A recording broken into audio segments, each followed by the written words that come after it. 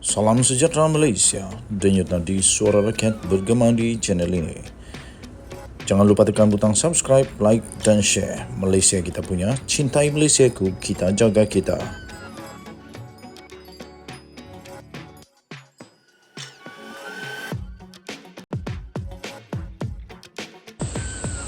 Salam sejahtera Malaysia, denyut nadi suara rakyat bergema di channel ini. Akhirnya, berikut ialah berita yang telah diterbitkan di beritaharian.com.my. Berita 12 Disember 2023 terkini senarai penuh Kabinet Malaysia. Berita penuh Putrajaya. Perdana Menteri Datuk Seri Anwar Ibrahim mengumumkan rombakan Kabinet di Bangunan Putra di sini hari ini. Berikut adalah senarai penuh yang diumumkan. Perdana Menteri Datuk Seri Anwar Ibrahim. Timbalan Perdana Menteri Datuk Seri Dr. Ahmad Zahid Hamidi. Timbalan Perdana Menteri 2 Datuk Seri Fadilah Yusof. Menteri Keuangan Datuk Seri Anwar Ibrahim. Menteri Keuangan 2 Datuk Seri Amir Hamzah Azizan. Timbalan Menteri Keuangan Lim Hui Ying. Menteri Kemajuan Desa dan Wilayah Datuk Seri Dr. Ahmad Zahid Hamidi. Timbalan Menteri Kemajuan Desa dan Wilayah Datuk Hajah Rubiah Wang. Menteri Peralihan Tenaga dan Daya Guna Awam Datuk Seri Fadilah Yusof. Timbalan Menteri Peralihan Tenaga dan Daya Guna Awam Akmal Nasrul Muhammad Nasir. Menteri Pengangkutan Lok Siu Fuk. Timbalan Menteri Pengangkutan Hasni Habibullah. Menteri Pertanian dan Keterjaminan Makanan Datuk Seri Muhammad Sabu.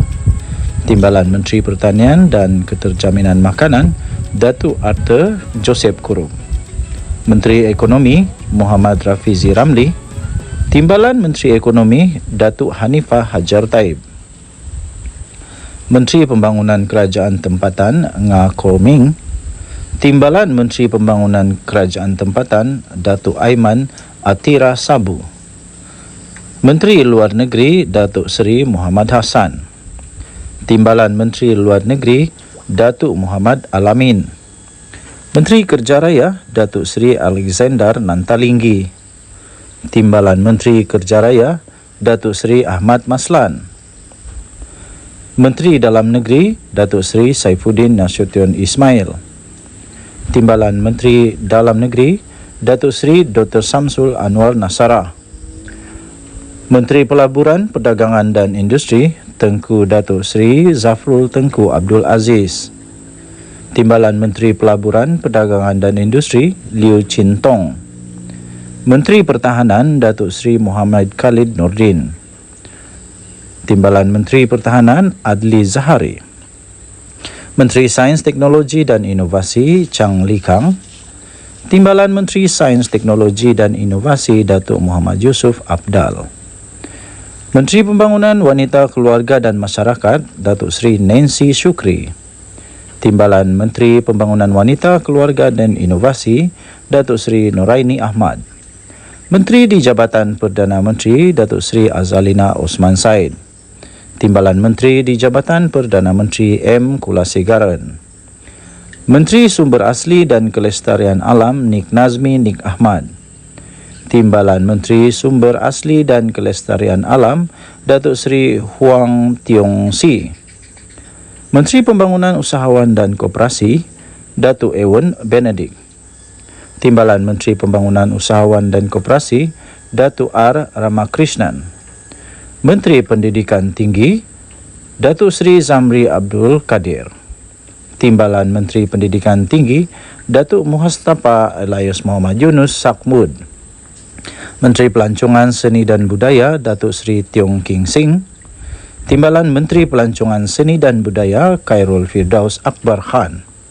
Menteri Komunikasi Ahmad Fahmi Muhammad Fazil. Timbalan Menteri Komunikasi Teo Ni Ching. Menteri Pendidikan Fadilah Siddiq. Timbalan Menteri Pendidikan Wong Kah Wong. Menteri Perpaduan Datuk Aaron Algo Anak Dagang. Timbalan Menteri Perpaduan K. Saraswati. Menteri di Jabatan Agama Hal Ehwal Agama Datuk Seri Muhammad Naim Mokhtar. Timbalan Menteri di Jabatan Agama Hal Ehwal Agama Dr. Zulkifli Hasan. Menteri Belia dan Sukan Hana Yo. Timbalan Menteri Belia dan Sukan Adam Adli Abdul Halim. Menteri di Jabatan Perdana Menteri Wilayah Persekutuan Dr. Zaliha Mustafa. Menteri Perdagangan Dalam Negeri dan Kos Sara Hidup Datuk Amir Zan Muhammad Ali. Timbalan Menteri Perdagangan Dalam Negeri dan Kos Sara Hidup Fuzia Saleh. Menteri Perdagangan dan Komoditi Datuk Seri Johari Abdul Ghani. Timbalan Menteri Perdagangan dan Komoditi Datuk Chan Fong Hin. Menteri Kesihatan Datuk Seri Dr. Zulkifli Ahmad. Timbalan Menteri Kesihatan Datuk Lukan Isman Awang Sauni. Menteri Digital Gobind Singh Dio. Timbalan Menteri Digital Datuk Ugak Anak Kumbong. Menteri Sumber Manusia Steven Sim Chi Kiong. Timbalan Menteri Sumber Manusia Datuk Seri Abdul Rahman Muhammad. Sekian untuk senarai penuh Kabinet Malaysia 2023. Denyut nadi suara rakyat bergema di channel ini. Jangan lupa tekan butang subscribe, like dan share. Bye-bye. Salam sejahtera Malaysia. Menjelang angkat sumpah petang ini untuk menteri-menteri kabinet yang baru dan yang lama, yang baru saja pun. Okey. Jadi ada keputusan yang telah diumumkan oleh Azalina Osman Zaid yang mengejutkan Malaysia. Tapi saya sangat setuju. Sebagai rakyat Sabah, saya gembira dengan pengumuman yang dinyatakan oleh Azalina ini. Kes Sulu, Malaysia mahu stempa di penjara, kata Azalina. Azalina Osman Zaid berkata keputusan mahkamah dalam kes itu penting kerana dapat mematikan semua tuntutan kumpulan Sulu yang amat merepek. Kerajaan Malaysia mahu Mahkamah Madrid untuk menjatuhkan hukuman penjara ke atas Gonzalo Stempa yang didakwa telah menghina mahkamah berulang-ulang kali, mengingkari perintah mahkamah membatalkan pelantikannya sebagai penimbang tara dalam kes pertikaian Sulu. Menteri Undang-Undang dan Reformasi Institusi iaitu Azalina Osman Zaid berkata, keputusan mahkamah dalam kes itu amat penting kerana ia memberikan kekuatan lebih kepada Malaysia untuk mematikan semua tuntutan kumpulan Sulu yang disifatkan amat merepek. Katanya keputusan ini juga sebagai satu jaminan untuk kita dapat mematikan, menghentikan sebarang tuntutan yang sama di mana-mana negara yang berkemungkinan mungkin berjulak timbul pada selepas ini. Keduanya, kata Azalina Osman Zaid, saya berharap kalau boleh dia dipenjara. Kalau dia memang bersalah, kasih penjara lah. Bikin susah negara orang saja. Lepas ini nanti ada pula dari negara yang lain, daripada kuasa yang lain membuat tuntutan, diguna lagi dia yang sebenarnya sudah pun tidak boleh ditolak untuk menjadi penimbang tara. Jadi jangan, baguslah padan muka dia. Jadi Azalina Osman Zaid berkata dia berharap supaya Stempa boleh dipenjara, bukan saja didenda, sebab perangai dia betul-betul kurang ajar dan biadab kepada Malaysia. Katanya pada sidang media dalam talian selepas menghadiri prosiding perbicaraan jenayah Stempa di Madrid dan di Mahkamah Madrid. Pada 25 Mei 2020, Stempa memberikan award akhir iaitu 14.9 bilion, iaitu kira-kira 62.59 bilion kepada 8 individu yang mendakwa waris Sultan Sulu. Dalam usaha menguatkuasakan award itu, mereka dilaporkan cuba menyita aset Malaysia, aset Syarikat Petroleum Malaysia, Petronas di Luxembourg serta Belanda, selain menyasarkan aset diplomatik negara di Perancis termasuklah kedutaan. Azalina berkata mahkamah menangguhkan keputusan kes itu ke tarikh lain yang belum ditetapkan. Beliau berkata pejabat pendakwa raya Spanyol dan Malaysia menuduh Stempa melakukan jenayah menghina mahkamah yang serius serta melakukan amalan profesional tanpa kelayakan. Semua pertuduhan ini berdasarkan fakta Stempa secara terbuka dengan dan dengan sengaja mengingkari beberapa perintah yang mengikat daripada Mahkamah Tinggi Madrid. Katanya, Mahkamah Tinggi Madrid pada 29 Jun 2021 telah mengeluarkan penghakiman selaras undang-undang kes terbabit dan memutuskan sebagai negara asing, Malaysia dipanggil secara tidak wajar dalam prosiding pelantikan penimbang tara.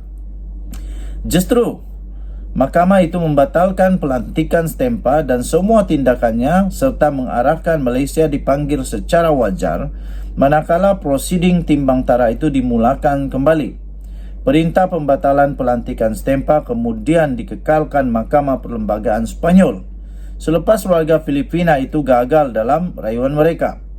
Azalina berkata susulan pembatalan pelantikan Stempa itu, Mahkamah Tinggi Madrid berulang kali memerintahkan beliau secara bertulis untuk segera menamatkan timbang tara berkenaan. Bagaimanapun, Stempa enggan mematuhi perintah mahkamah dan mengingkarinya secara terang-terangan sekaligus menjejaskan kedaulatan undang-undang. Bagi memenuhi agenda jahat dan tidak beretikanya, Stempa sengaja tidak mengendahkan perintah Mahkamah Tinggi Madrid serta memindahkan timbang tara itu dari Madrid ke Paris atas permintaan warga Filipina terbabit bagi mengelak pengawasan Mahkamah Spanyol, di mana beliau berjanji mematuhi arahan ketika mula dilantik sebagai penimbang tara. Katanya, sebelum mengumumkan award akhir terhadap Malaysia dan sebagaimana dibuktikan melalui dokumen di depan mahkamah, Stempa menerima bayaran lebih 2.5 juta US dollar daripada warga Filipina tersebut. Pada Disember 2021, selepas pemindahan prosiding timbang tara dari Spanyol ke Perancis yang tidak pernah berlaku, Malaysia dengan keyakinan penuh tidak berbagi terhadap sistem keadilan Spanyol, memfailkan aduan terhadap Stempa bersama pendakwa raya Spanyol atas alasan beliau menghina mahkamah kerana berulang kali mengingkari perintah Mahkamah Tinggi Spanyol dan meneruskan tindakannya membeli forum di negara yang lain. Okey, panjang lagi, anda boleh lihat sendiri di Malaysia, di Free Malaysia Today.